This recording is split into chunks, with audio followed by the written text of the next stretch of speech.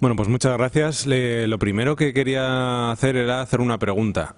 ¿Quién ha leído el programa de Equo o de Podemos o de Izquierda Unida y está de acuerdo?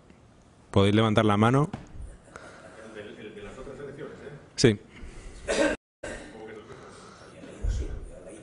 Vale. Y está de acuerdo. Eso es importante. ¿Con cualquiera de los tres? Vale. A ver, entonces partimos de explicar un poco lo que proponíamos en aquel programa. Realmente lo que subyace en esos tres programas no es qué tipo de tecnología vamos a utilizar para generar la electricidad, sino lo que hay detrás es una serie de valores que se pueden concretar en qué modelo de sociedad queremos y, por lo tanto, qué modelo energético, qué modelo alimentario y qué otro tipo de modelos necesitamos para que esa sociedad sea realidad.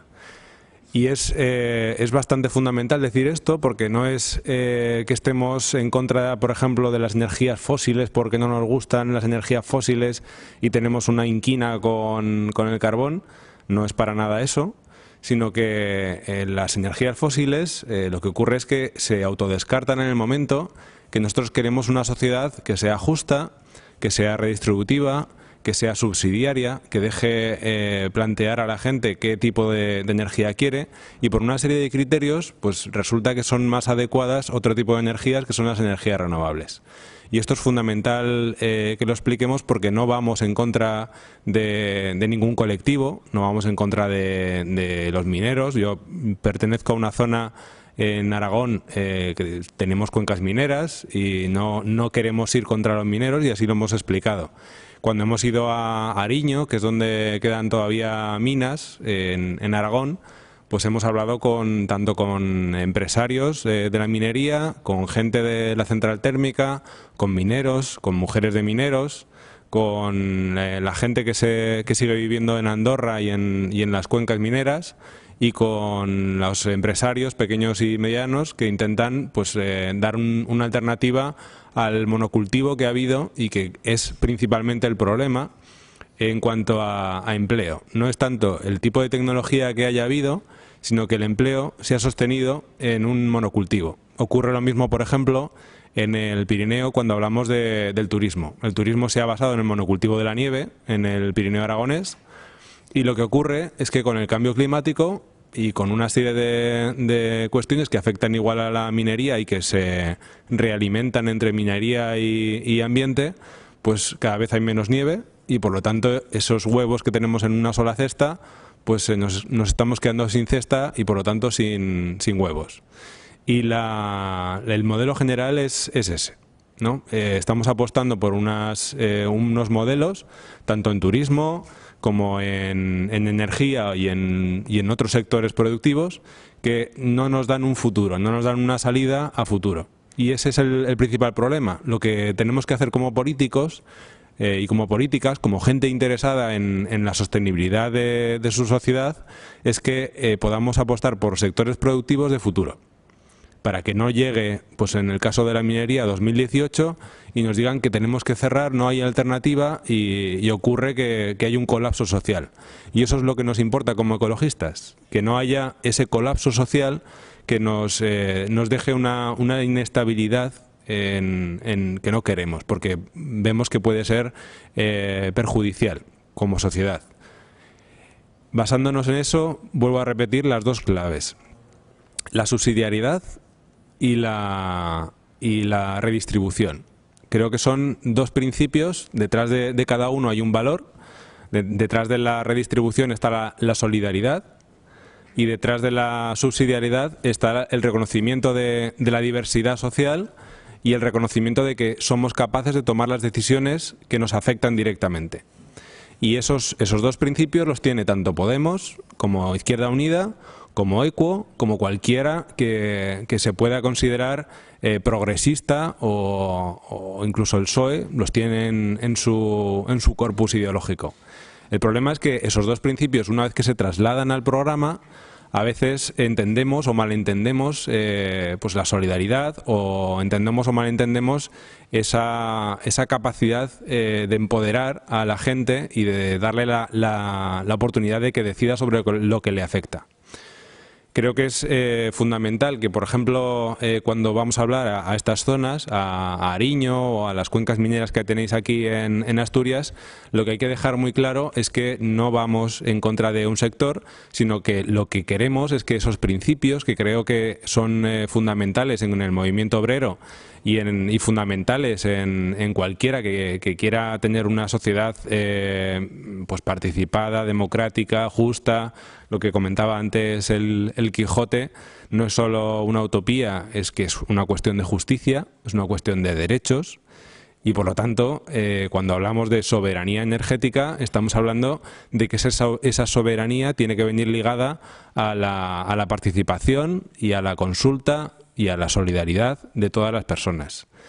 Por eso, ya digo, yo he trabajado en el sector de las renovables, hemos estado haciendo técnicamente hasta donde se ha podido, y cuando tú trabajas en estos sectores te das cuenta que hay una barrera a partir de la cual ya no puedes trabajar, que es la barrera de la política. Llegas a un nivel en el que pues, a la hora de hacer planes directores de lo que sea, pues hay un político que te dice, no, es que esto o no da votos, o esto no se puede hacer porque... Entonces dices, bueno, pues resulta que me tengo que salir del trabajo técnico y empezar a ver un sistema que es mucho más complejo que cualquier otra cosa que nos podamos esperar en la energía, que es la sociedad humana. Y la sociedad humana tiene un factor que no tiene nada, que es las emociones, los sentimientos. Hicimos hace poco unas jornadas, y sé que aquí trajisteis al alcalde de Los en Goel, con Florent Marcellesi en Teruel, en Andorra.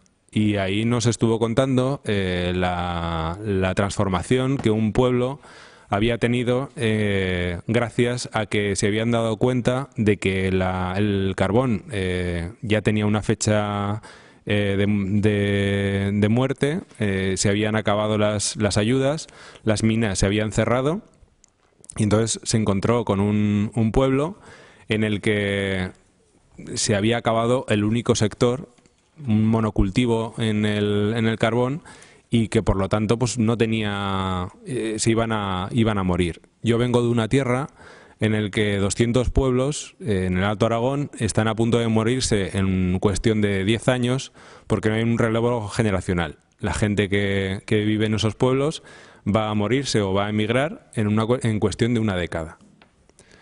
Y esos pueblos no tienen ni siquiera un monocultivo de nada, sino que están pues a la espera y con la emoción y el sentimiento de que les han dejado de lado, de que no cuentan con ellos, de que las decisiones se toman en instancias a las que no pueden acceder y que se les ha dejado morir. Y esa es la misma sensación que tienen las cuencas mineras ahora mismo. La sensación que produce, una vez que tienes una empresa que sí que está produciendo beneficios y mantiene los contratos, es defender eso a muerte. Defenderlo porque si no, vas a morir, vas a dejar el sitio donde has nacido y vas a dejar a tus amigos, a tu familia, y eso hay que entenderlo. Hay que entenderlo y hay que empatizar con ello si vienes de una ciudad.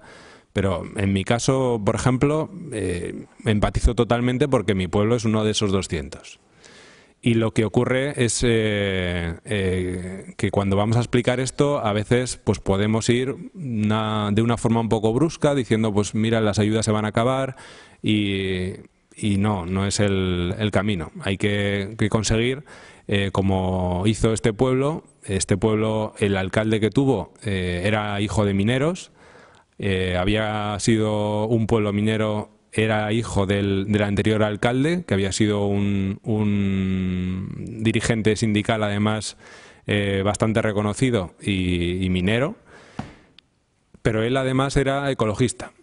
Había trabajado en la minería, pero además era ecologista, y lo que hizo como alcalde fue esa transición, ese cambio de identidad y ese esa reestructuración basada en 3 pilares. El primero de los 3 pilares era el reconocimiento de la identidad, de lo que había aportado la minería al pueblo y de que esa identidad solidaria no se iba a quedar enterrada como el carbón, sino que iba a conseguir sobrevivir al fin del carbón y que iba a ser la única que era capaz de generar un sector de futuro.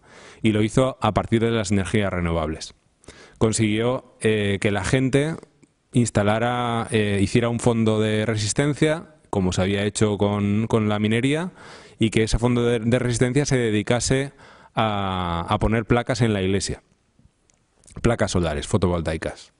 A partir de ahí se fueron generando alternativas, hubo fondos que venían de Europa y se consiguió que ese pueblo apostase por las energías renovables y ahora está aumentando de población.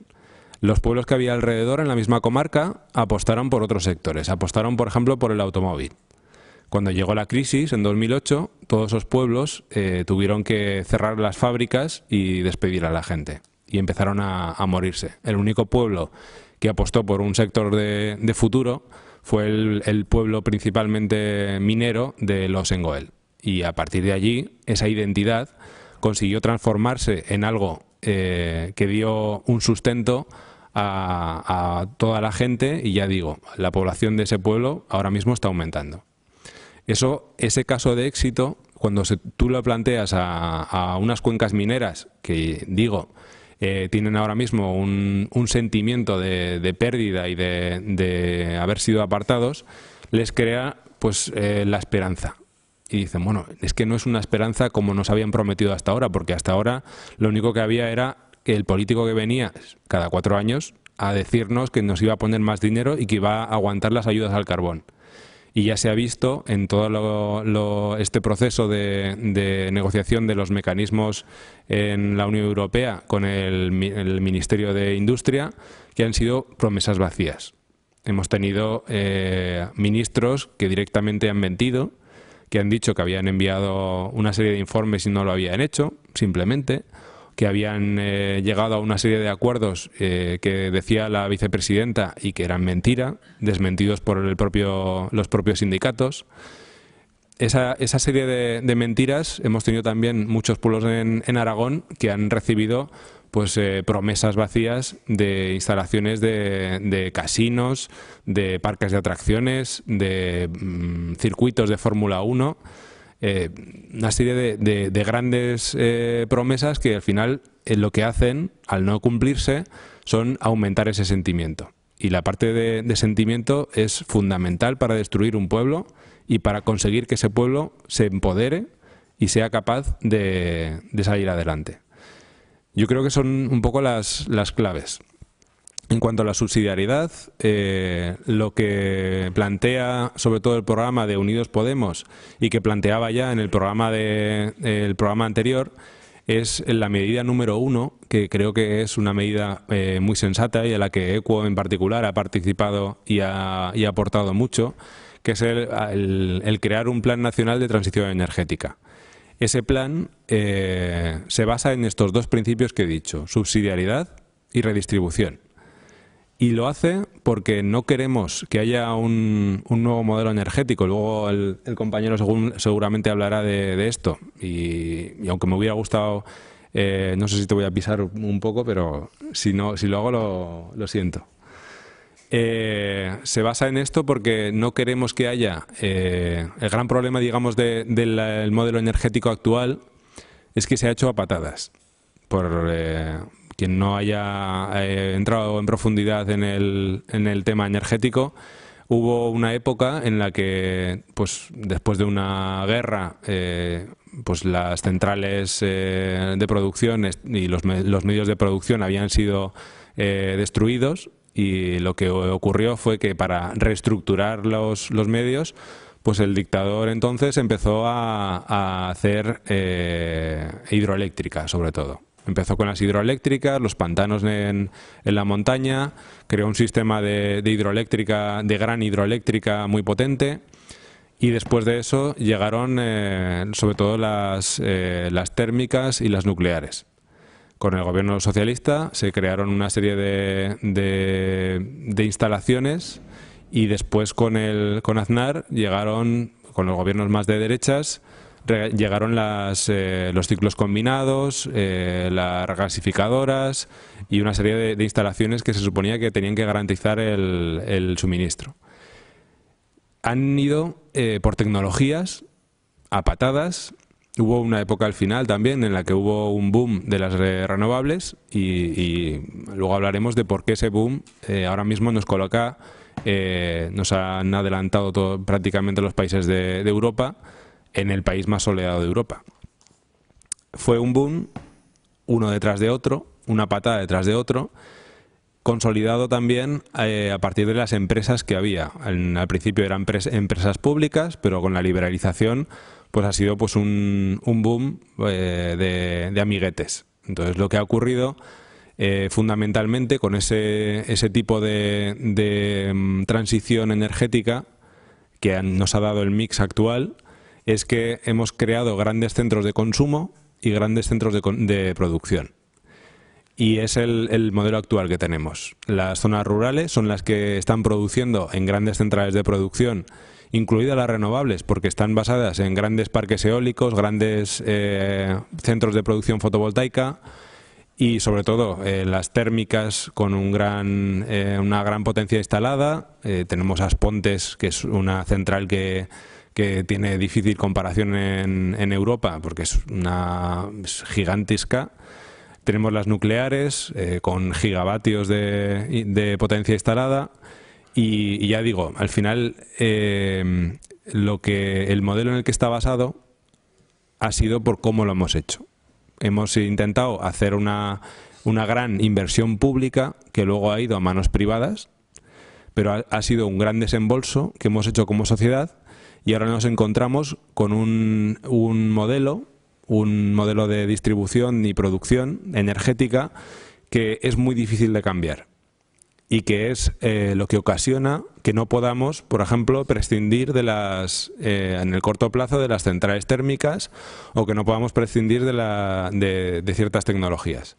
No podemos prescindir de ellas por cómo está montado el modelo energético. No está distribuido, no está preparado para el autoconsumo, para la autoproducción, para la producción de pequeña potencia, no está preparada para las tendencias que hay ahora mismo en Europa y que son técnicamente viables, como las smart grids, las redes inteligentes, y no está preparado para crear una sociedad que se empodere energéticamente, que asuma la soberanía energética y que asuma los retos que tenemos que tener como sociedad. Está preparado para que haya una centralidad de la gestión, para que esto caiga en pocas manos, para que haya unas empresas muy fuertes que sean capaces de introducir cambios legislativos muy fuertes. Como anécdotas puedo contar que cuando nosotros nos reunimos con la plataforma por un nuevo modelo energético, con Greenpeace, con Ecologistas en Acción, con las ONGs, pues nos vienen activistas.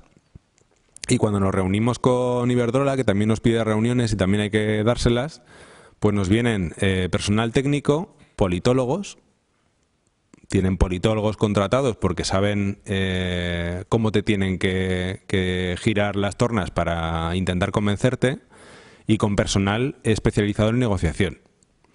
Y saben conformar equipos que sean capaces de atender a sus intereses. Son unos lobbies que son pues unos lobbies con mucho bagaje y muy bien entrenados. Y cuando nos reunimos, pues por ejemplo, con el sector del carbón, no nos reunimos con afectados, con minería, sino que conforman un lobby junto con Carbunión. Nos intentan venir como movimiento social, pero vienen de la mano de empresarios. Un tercio de los representantes pues son directamente los compañeros de Vitorino Alonso o empresarios directamente. Y ya digo, con este plantel pues lo que falta es la sociedad civil, la gente que ha perdido las inversiones, la gente que ha perdido los puestos de trabajo, más de 300.000 puestos de trabajo en España relacionados con renovables. las inversiones que nosotros esperábamos hacer con este boom que hizo en su día Zapatero de las renovables y que no se ha podido hacer porque la legislación al final ha venido determinada por los grandes lobbies. Por eso, en el Plan Nacional de Transición Energética, de lo que va es no solo de cambiar las tecnologías, y las cambiaremos porque los principios en los que se basa no es quitar unas tecnologías u otras, sino que haya una democratización energética, en que haya un modelo distribuido y en que todo eso sea participado por la sociedad y no haga falta un gran capital para poder hacer grandes instalaciones que resulten rentables. Y eso es al final el modelo que como sociedad nos convendría, porque creemos que tenemos que aspirar a una sociedad solidaria, a una sociedad soberana, a una sociedad que sea capaz de gestionar y de darle forma participadamente, y no a una sociedad que dependa de un monocultivo o de una gran empresa que sea la que genere puestos de trabajo y que sea la que genere la legislación según le vaya conveniendo. Y ya digo, cuando os enfrentéis al reto, porque como personas os tenéis que enfrentar, ya sea en las cenas de Navidad o ya sea en la APA o lo que sea, a gente que os va... Ahí va que va. Os va a... Bueno, estáis proponiendo este cambio de modelo energético, tenéis que ver que no es una cejación, no es una obcecación con una tecnología u otra, sino estamos hablando, como decía el Quijote, no de utopía, no de algo que se nos haya ocurrido, sino de justicia. Y bueno, creo que lo más importante, como hemos dicho, participar en toda esta discusión es hacer un debate, no sé si voy bien de tiempo. Sí, todavía te queda un poquito. Vale.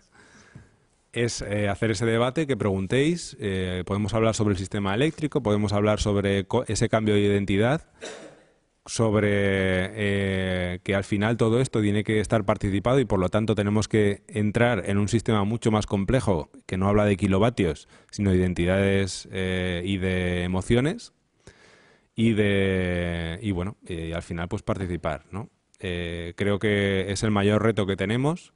Creo que esto no depende solo de los acuerdos internacionales que hemos firmado en París o sobre reducción de emisiones o de cosas geopolíticas, sino de tomar conciencia como sociedad y como personas, empoderarnos. Así que, sin más, voy a pasar porque quiero que el turno de debate sea fructífero. Así que muchas gracias. Gracias.